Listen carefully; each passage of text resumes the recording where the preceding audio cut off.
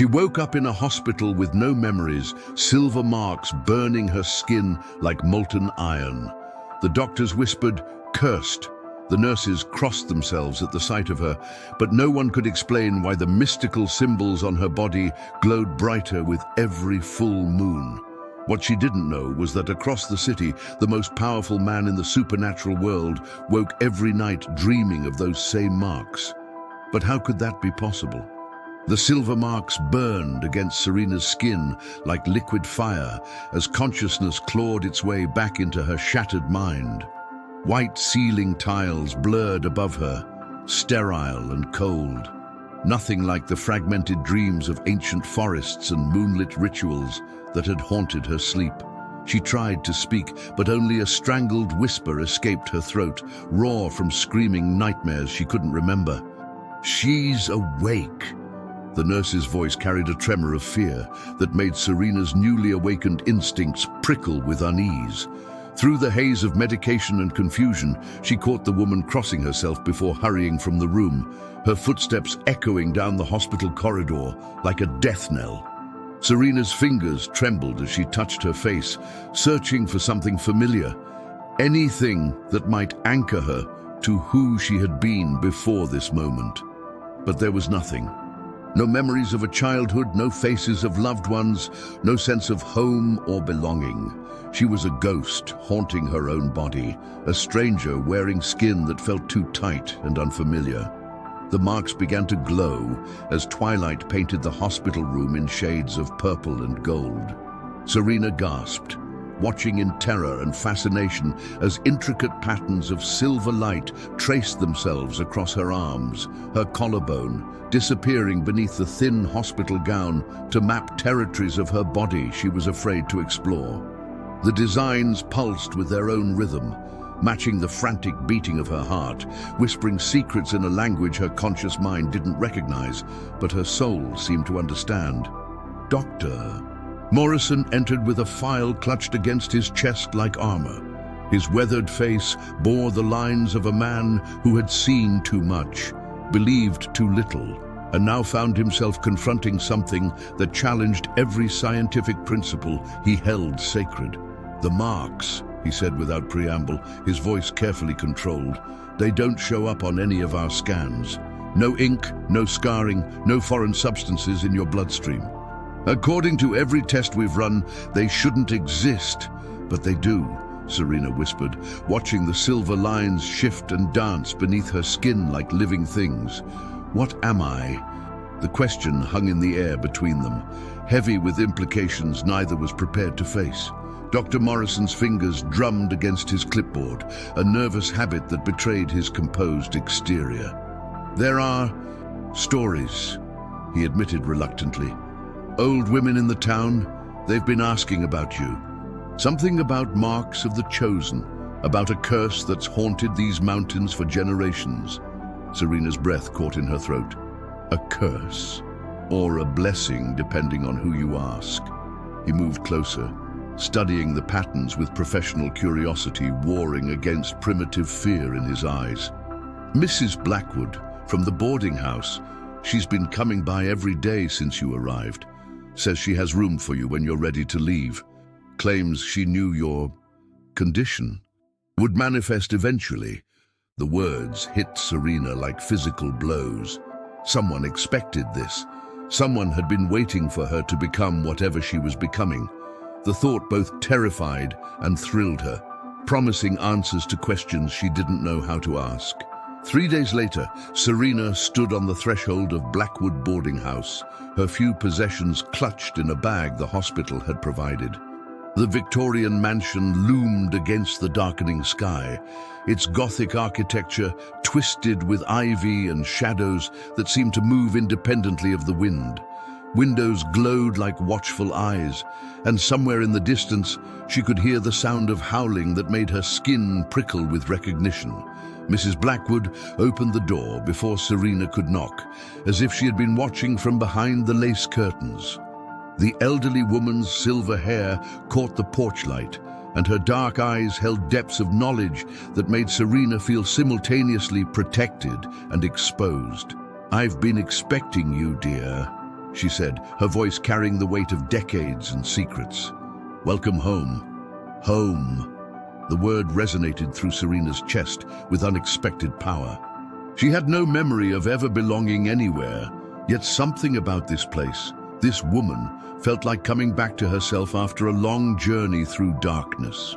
The boarding house smelled of lavender and old books, of herbs drying in hidden corners and secrets preserved in cedar chests.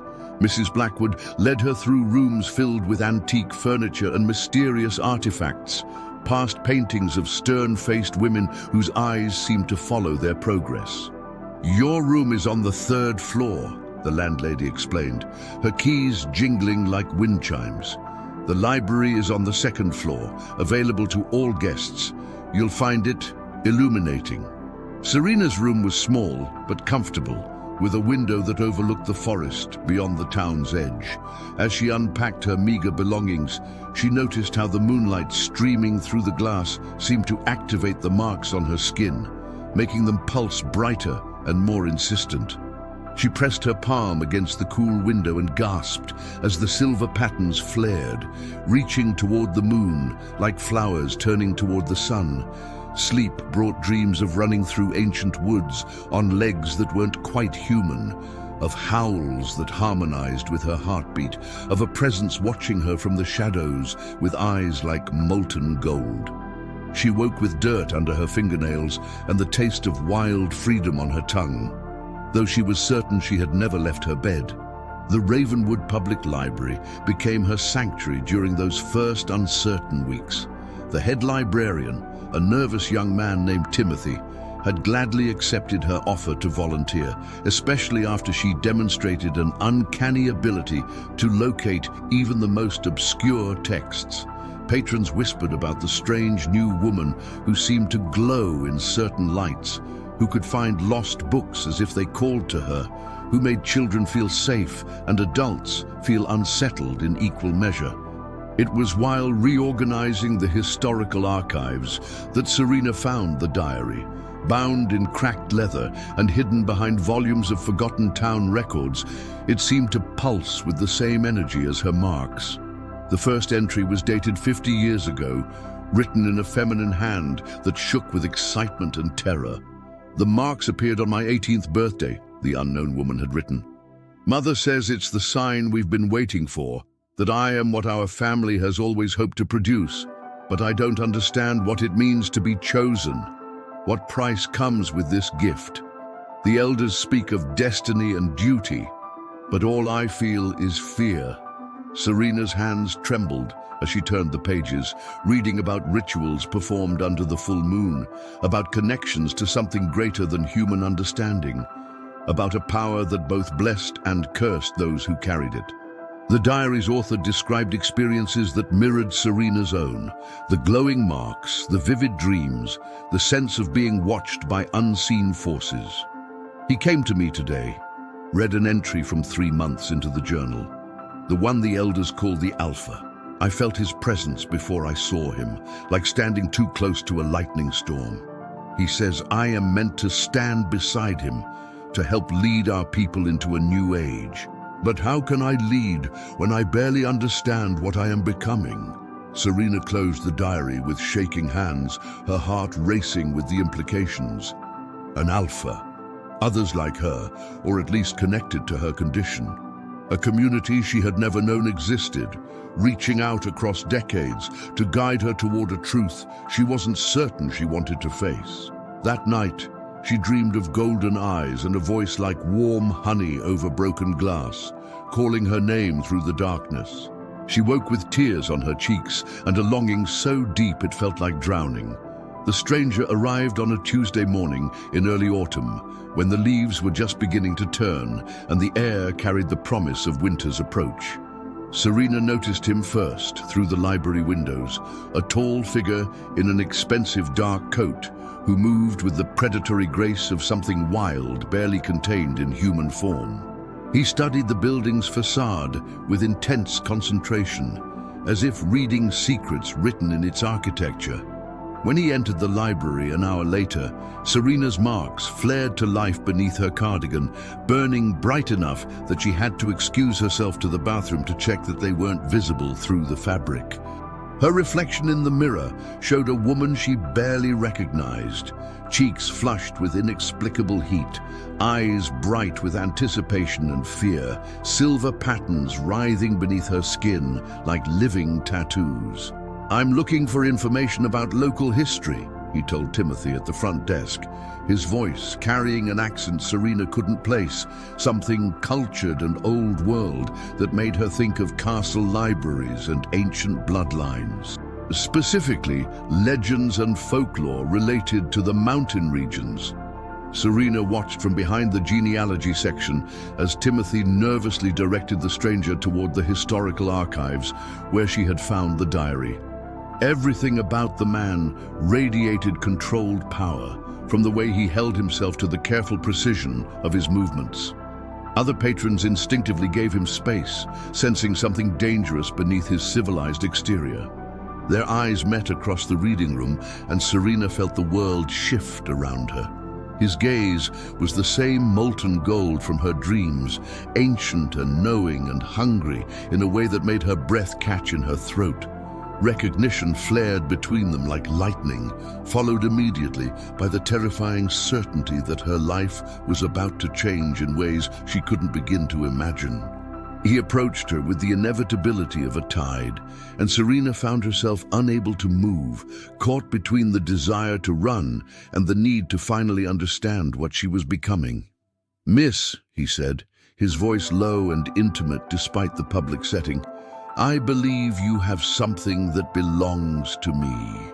"I don't understand," Serena managed, though her marks were singing beneath her skin, responding to his presence with alarming enthusiasm. A slight smile curved his lips, transforming his severe features into something breathtakingly beautiful and utterly predatory. "Perhaps we should discuss this somewhere more private. I have a feeling there's a great deal you need to know about yourself, and about why you're so very important to people like me." The diary in her bag seemed to pulse with warmth, as if it too recognized this moment as the beginning of everything she had been unconsciously waiting for. Serena looked into those golden eyes and felt her careful, quiet existence crumbling around her like autumn leaves, beautiful and terrifying in its destruction. "Who are you?" she whispered. His smile widened, revealing teeth that seemed just slightly too sharp. "My name is Darius," he said, extending a hand that she somehow knew would burn to touch. "And I've been looking for you for a very long time." As Serena stared at his outstretched hand, the setting sun painted the library in shades of amber and shadow. And somewhere in the distance, she could swear she heard the sound of howling carried on the wind. The marks on her skin blazed brighter than ever before, and she realized with crystal clarity that whatever choice she made in this moment would determine not just her future, but the future of forces she was only beginning to comprehend. But what happened that night would change everything she thought she knew about destiny, power, and the dangerous beauty of surrendering to what she was always meant to become. Serena's hand trembled as she reached toward Darius, the space between them crackling with an energy that made her marks burn like brands beneath her skin. The moment their fingers touched, the world exploded into sensation. Visions crashed through her mind like breaking waves, moonlit forests where creatures with golden eyes ran beneath silver light, ancient ceremonies where women like her stood beside powerful men, blood oaths spoken in languages that predated written history. She jerked her hand back, gasping, and nearly knocked over a chair in her haste to put distance between them. "What was that?" she demanded, her voice barely above a whisper. Other library patrons were beginning to stare, sensing the tension that surrounded them like a storm front. Darius's expression softened with what might have been understanding, though the predatory awareness never left his eyes. "Recognition," he said simply. "Your soul remembering what your mind has forgotten." He glanced around the increasingly curious crowd and lowered his voice. "We need to talk somewhere private. There are things you need to know, dangers you're not even aware of yet." Dangers? The word sent ice through Serena's veins. She thought of the hospital staff crossing themselves, of Mrs. Blackwood's knowing looks, of the way children seemed to sense something different about her and either clung to her side or watched her with wide, fearful eyes. "Your marks," Darius said, his gaze dropping to her covered arms. "They're not just decorative. They're a beacon, calling out to every supernatural creature within 100 miles. Some of them are allies. Others—" He left the sentence unfinished, but his meaning was clear enough to make Serena's blood run cold. 20 minutes later, they sat in the small cafe next to the library, the diary clutched in Serena's lap like a talisman. Darius had ordered coffee for both of them, but neither had touched their cups. The late afternoon sun slanted through the windows, and Serena was grateful for the long sleeves that hid the way her marks pulsed in response to his presence. "Tell me about the dreams," he said, without preamble. Serena started. "How do you know about—" "Because I've been having them too." His admission hung between them like a confession. "Every night since the marks first appeared on your skin, running through forests, hunting under the full moon, the taste of wild freedom and the call of the pack." His golden eyes fixed on hers. "You remember, don't you? Even if you don't want to admit it." She did remember. The dreams had become more vivid since leaving the hospital, more real than her waking hours sometimes. She would rise each morning with dirt under her nails and the lingering sensation of wind through her hair, of muscles built for speed and power that her human form had never possessed. "What am I?" she asked, the question that had haunted every moment since she'd awakened in that sterile hospital room. "You're Luna," Darius said, and the word resonated through her bones like a struck bell. "The other half of an alpha pair, destined to lead and protect our kind. The marks you bear are the sign of your birthright, patterns that have been carried by Luna bloodlines for over 1,000 years. Our kind," Serena's voice cracked on the words. "You mean there are others like me?" A shadow crossed Darius's face. "Not like you. You're unique, the first true Luna to be born in nearly 50 years. The rest of us—" He paused, seemed to be choosing his words carefully. "We're werewolves, Serena. Children of the moon, bound to cycles of transformation and pack loyalty that most humans can't comprehend. And you, whether you accept it or not, are meant to be our queen." The word hit her like a physical blow. Queen. She could barely manage to navigate her own confused existence, let alone lead others. "That's impossible. I'm nobody. I don't even remember my own name before the hospital told me what was on my identification." "Your human name was a lie," Darius said gently. "A cover identity created to protect you while you grew up safely among humans. Your true name, the one written in your very DNA, is Serena Luna Nightshade. You are the last daughter of a bloodline that ruled our people for centuries, hidden away as a child when war broke out between the packs. The revelation crashed over her like a tidal wave. Nightshade. The name felt right in a way that made her chest ache with longing. She thought of the diary of the woman who had written about her own struggles with destiny and duty. "The journal," she whispered, "the woman who wrote it." "Your grandmother," Darius confirmed. "Elena Nightshade. She was Luna to my grandfather's Alpha. When she died in childbirth with your mother, it broke something in our world. Packs began to turn against each other without the stabilizing influence of a true Luna pair. Your mother was raised in secret, mated with a human, to dilute the bloodline and keep you hidden. But bloodlines like yours don't stay hidden forever." Serena's hands shook as she opened the diary, reading her grandmother's words with new understanding. The fears, the power, the destiny that felt too large to comprehend, it was all there, written in ink that had waited 50 years for her to understand its message. "Why now?" she asked. "Why are the marks appearing now?" Darius leaned forward, his voice dropping to barely audible. Because war is coming again.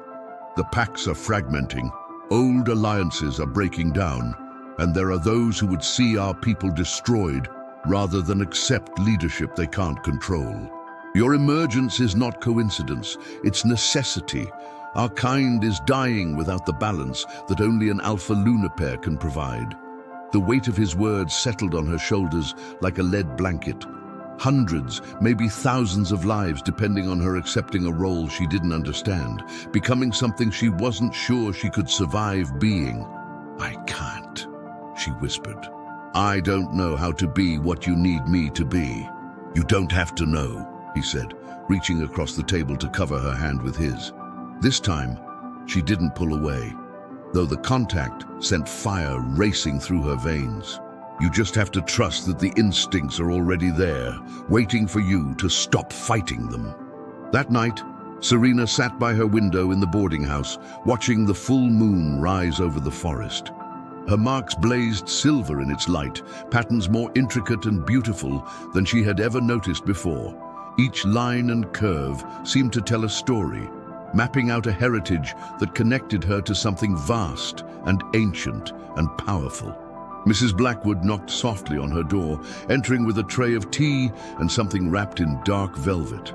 I thought you might need this tonight, she said, setting the tray on the small table by the window. She unwrapped the mysterious object, revealing a mirror with an ornate silver frame. This belonged to your grandmother. She asked me to give it to you when you were ready.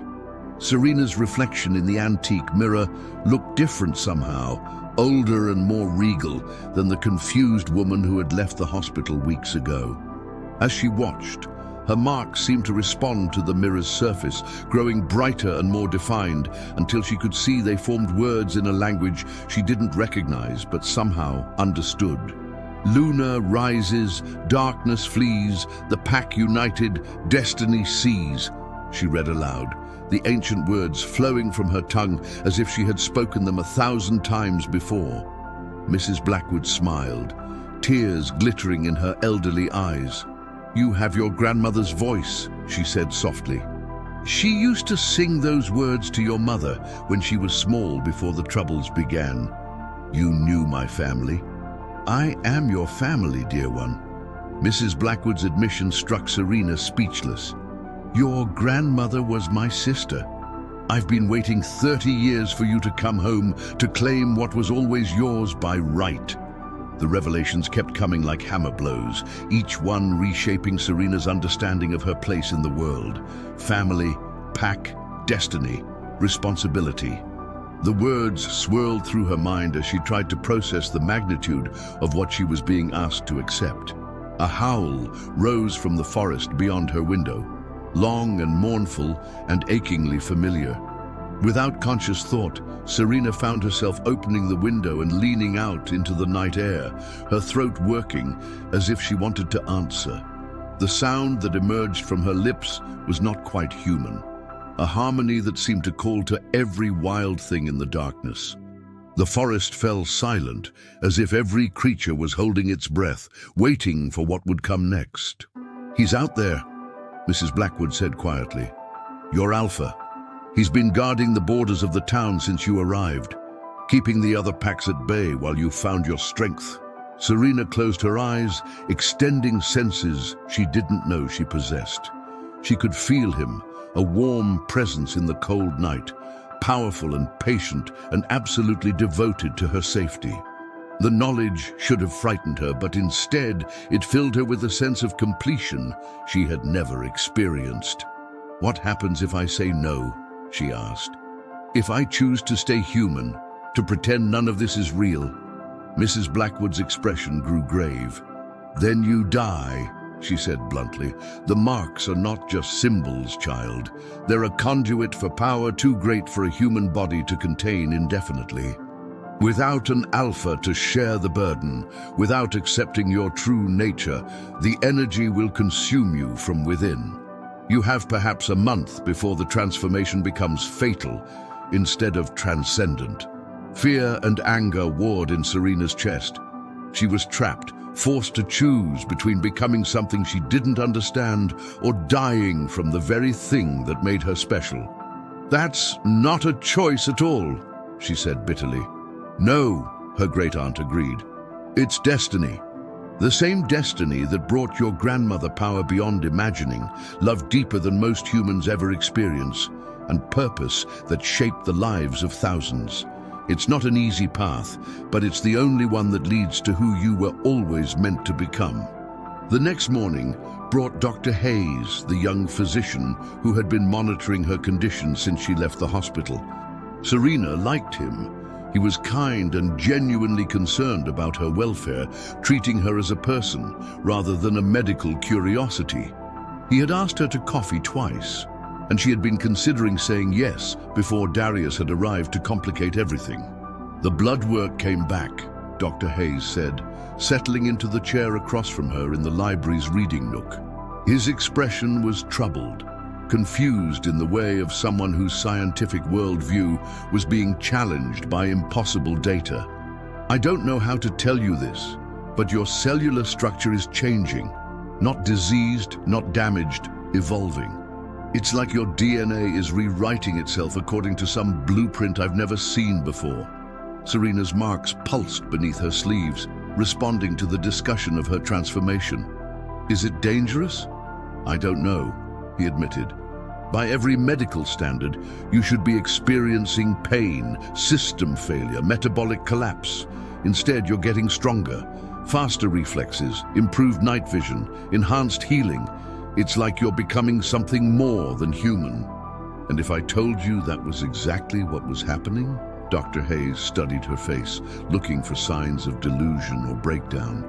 "I'd say that's medically impossible, but I'm starting to think my medical training doesn't apply to your case." He leaned forward, genuine concern creasing his features. "Serena, whatever is happening to you, you don't have to face it alone. I know we haven't known each other long, but I care about what happens to you." The confession hung between them, sweet and painful and utterly human. Dr. Hayes represented everything she thought she wanted: normalcy, safety, a love uncomplicated by destiny and supernatural politics. But even as part of her heart responded to his kindness, she knew that path was closing to her with each passing day. "I care about you too," she said honestly, "but I'm not sure caring is enough to bridge the gap between what I'm becoming and what you need me to be." That evening, as purple twilight painted the sky, Serena made her decision. She walked into the forest beyond the town limits, following a path that seemed to appear beneath her feet as she needed it. Her marks blazed like captured starlight, and she could feel Darius's presence growing stronger with each step she took away from human civilization. She found him in a clearing where ancient standing stones formed a rough circle around a natural spring. He sat on a fallen log, apparently waiting for her, though she had told no one of her intention to seek him out. He had shed the civilized facade of expensive clothes for dark jeans and a simple shirt, and the change made him look wilder, more dangerous, utterly magnetic. "You felt the pull too," he said without looking up from the water. "I felt a lot of things." Serena moved to the center of the circle, and the stones seemed to hum with recognition.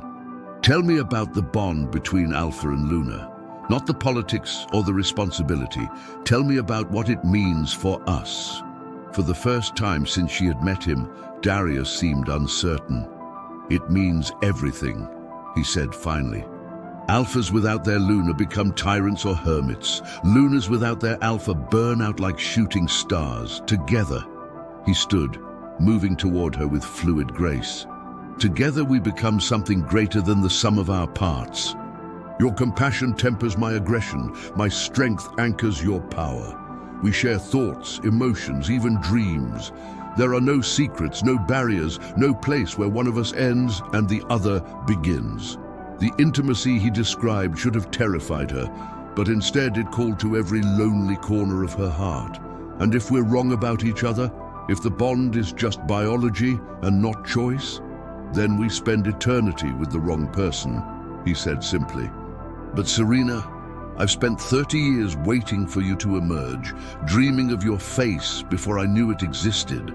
I've felt incomplete in ways I couldn't even name until the moment our eyes met in that library. If this is wrong, then I don't want to be right." She looked into his golden eyes and saw her own longing reflected back at her, multiplied and magnified until it felt like drowning in liquid fire. The marks on her skin sang with recognition and desire, calling out to their mate across the space that separated them. But as she stepped toward him, toward acceptance and transformation and a future she could barely imagine, a sound shattered the night's peace.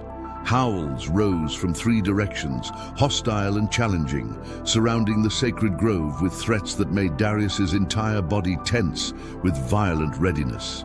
"They've found us," he said, his voice dropping to a growl that raised every hair on Serena's arms. "The other packs, they're not going to wait for you to accept your role peacefully." As shapes began to move in the shadows beyond the standing stones, Serena realized that the choice was being taken from her hands. The war Darius had warned her about wasn't coming.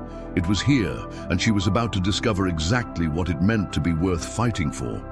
The first wolf emerged from the shadows, like liquid darkness given form, its eyes burning red with malevolent hunger. Serena's breath caught in her throat as she recognized the intelligence behind that inhuman gaze. This was no ordinary predator, but something that had once been human and chose to embrace its most savage instincts.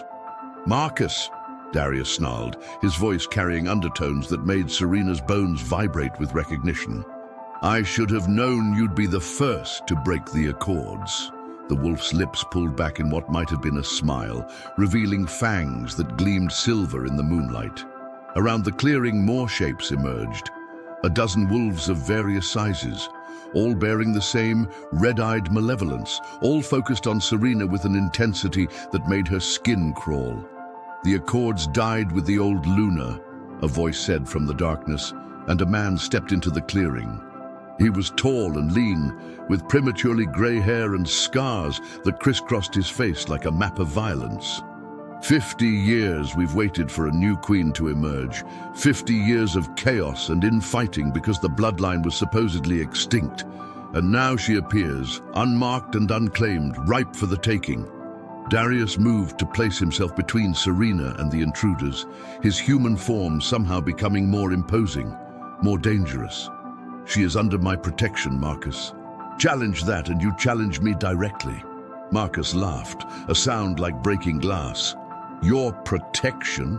You mean your claim? How convenient that the great Darius Blackthorn happened to be in exactly the right place when the lost Luna finally manifested, almost as if you knew where to look." The accusation hit Serena like a physical blow. She turned to stare at Darius, seeing him truly for the first time. Blackthorn, the same name as Mrs. Blackwood, her supposed great-aunt. "You knew," she whispered, the betrayal cutting through her chest like a blade. "You knew exactly who I was, where I was, what I would become." Darius's shoulders tensed, but he didn't turn around to face her. "Serena, this isn't the time." "Answer me!" The command erupted from her throat with such power that every wolf in the clearing flinched, their red eyes flickering between aggression and submission. The marks on her skin blazed like captured lightning, and for the first time since awakening in the hospital, Serena felt the full weight of her inherited authority. "Yes," Darius said quietly, "I knew. My family has been your family's guardian line for 3 centuries. When your mother went into hiding, my grandfather charged mine with watching over her bloodline, waiting for the Luna gift to manifest in the next generation. I've known about you since you were a child."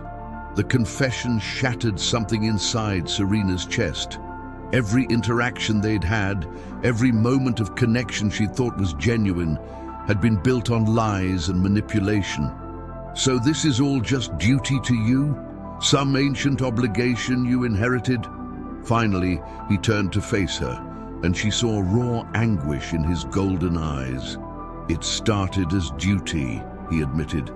"But the moment I saw you in that library, the moment our eyes met, Serena, I've spent 15 years dreaming of a face I'd never seen, feeling incomplete in ways I couldn't name. You think I chose to fall in love with my responsibility? You think any of this has been easy for me? How touching, Marcus sneered. The great Alpha, brought low by destiny and bloodlines. Tell me, Blackthorn, what makes you think you deserve her? Your pack is the smallest of the major families, your territory the least desirable. What can you offer a Luna that I cannot? Choice, Darius said simply. The freedom to become who she chooses to be, not who ancient laws say she must become. Marcus's expression twisted with contempt. Choice is a luxury our kind cannot afford. The packs are fracturing. Territories are being lost to human expansion. Our birth rates are declining with each generation. We need a Luna who understands duty, not one corrupted by human notions of individual desire. As the two alphas faced off, Serena felt something awakening in the depths of her consciousness. The marks on her skin weren't just glowing.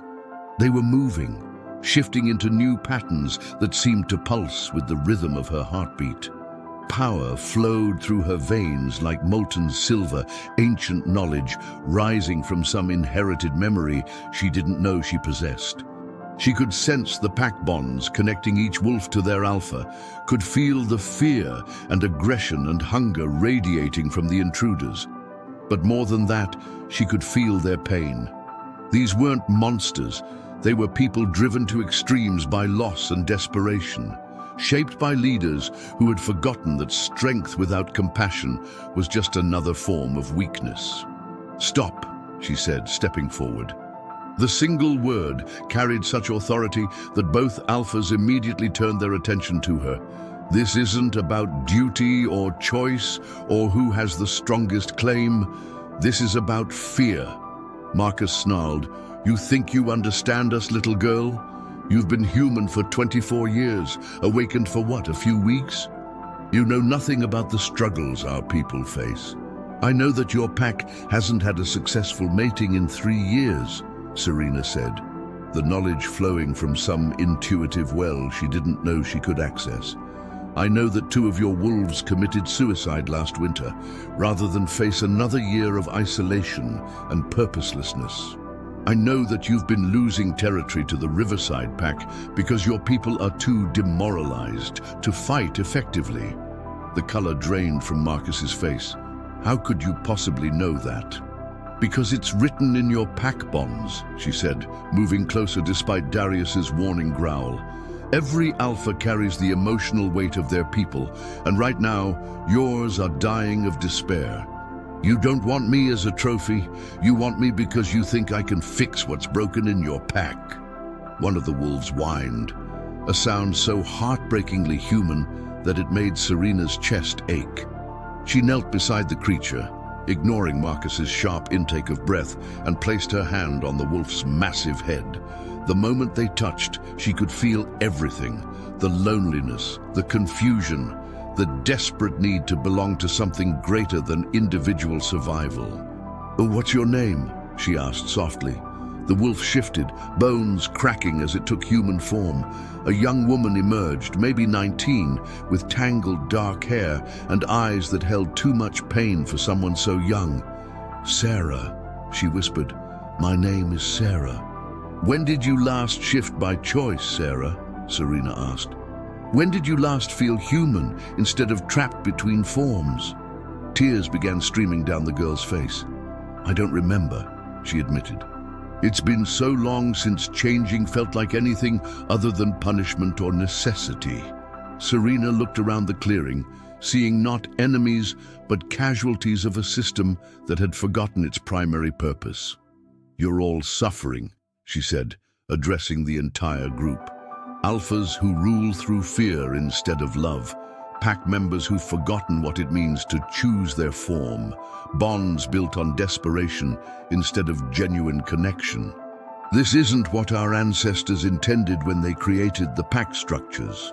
"And what would you know about our ancestors' intentions?" Marcus demanded, though his voice carried less conviction than before.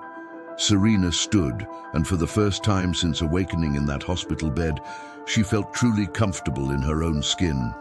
"I know because they speak to me," she said simply.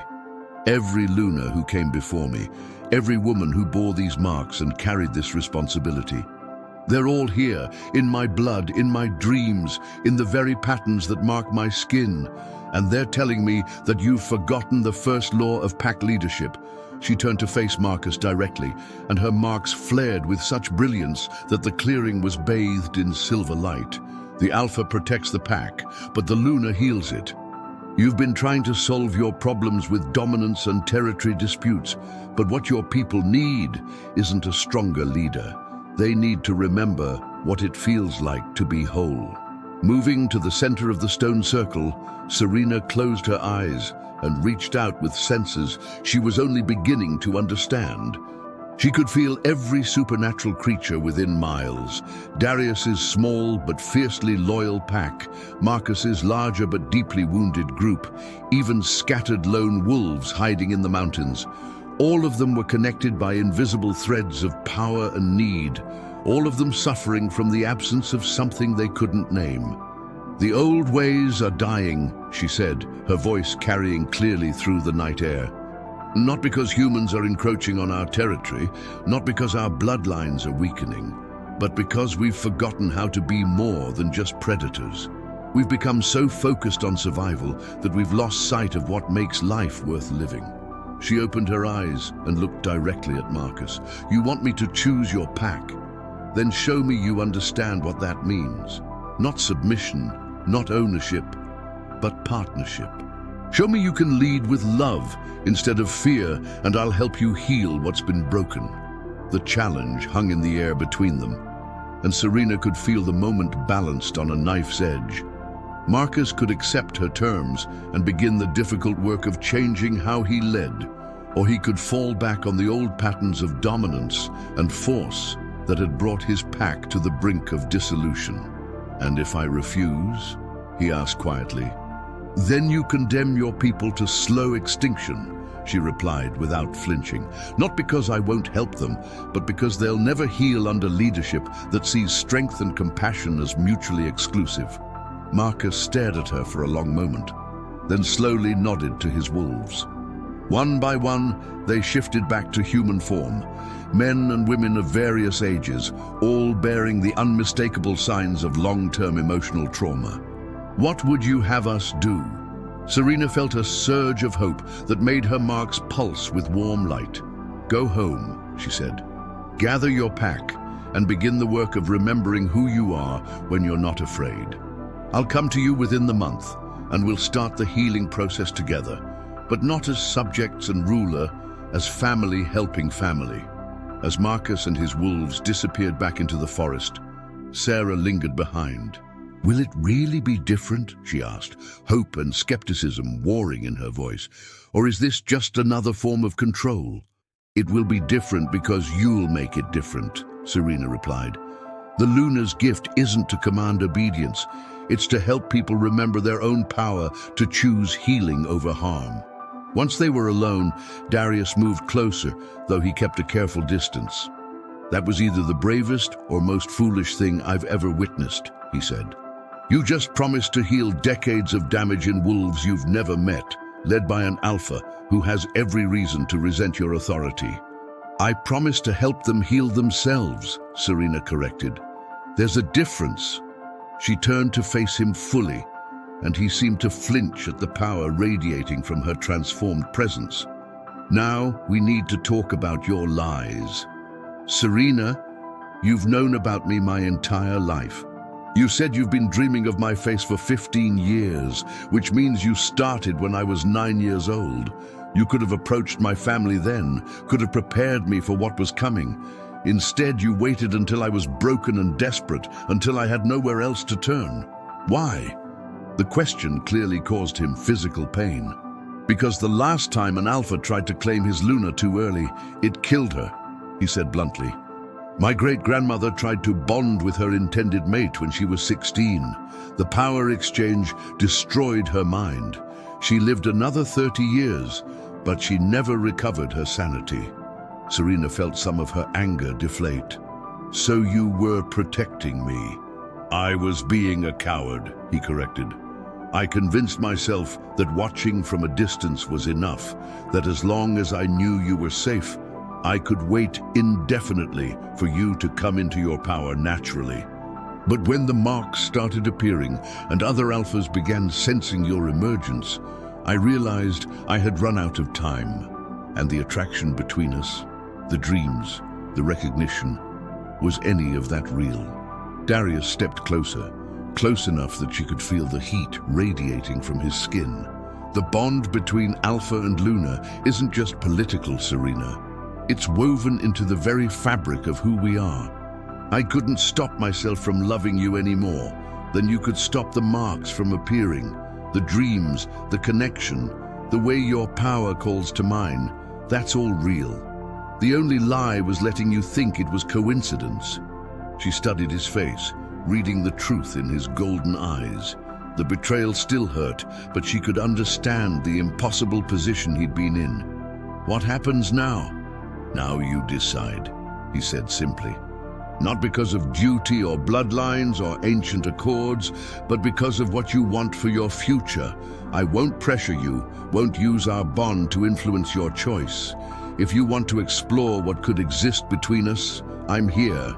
If you need time to process everything that's happened, I'll wait. If you decide that my deception is unforgivable, I'll help you find another way forward." Serena looked around the sacred grove, feeling the weight of history and possibility pressing down on her shoulders. She thought of Dr. Hayes and the simple human life he represented, of Marcus's broken pack and the healing they desperately needed, of her grandmother's diary and the legacy of women who had faced similar choices. "I want to try," she said finally. "Not because it's destiny or duty, but because I've spent my entire remembered life feeling incomplete. And for the first time, I think I understand why." She held out her hand, and he took it without hesitation. "But we do this my way. No more secrets, no more ancient protocols that treat me like a prize to be claimed. If we're going to build something together, it has to be built on truth." "Agreed," he said, and she could feel his sincerity through their joined hands. As dawn painted the eastern sky in shades of pink and gold, Serena felt the last of her resistance crumble away. She was Luna, not because fate had decreed it, but because she chose to embrace the power to heal rather than hide from it. The path ahead would be difficult, filled with challenges she couldn't yet imagine, but for the first time since awakening in that hospital bed, she felt like she was exactly where she belonged. The marks on her skin settled into their final configuration, no longer burning with urgent need, but glowing with steady, warm light. She was home in her own body at last, ready to discover what it truly meant to be the bridge between human compassion and supernatural power. But as they walked back toward town together, hand in hand, Serena couldn't shake the feeling that their real trials were only just beginning.